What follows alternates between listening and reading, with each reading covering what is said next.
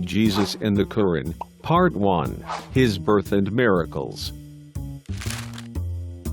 Muslims respect and revere Jesus. They consider him as one of the greatest of God's messengers to mankind. The Qur'an confirms his virgin birth, and a chapter of the Qur'an is entitled Maryam, Mary.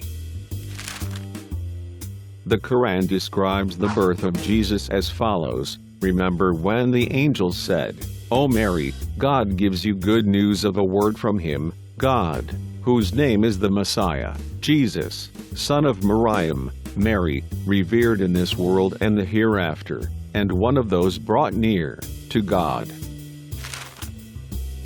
He will speak to the people from his cradle and is a man, and he is of the righteous." She said, "My Lord, how can I have a child when no mortal has touched me?"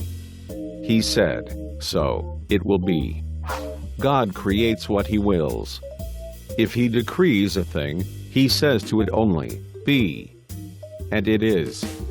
Qur'an 3:45-47. Jesus was born miraculously by the command of God, which had brought Adam into being without a father. God has said in Qur'an, "The case of Jesus with God is like the case of Adam.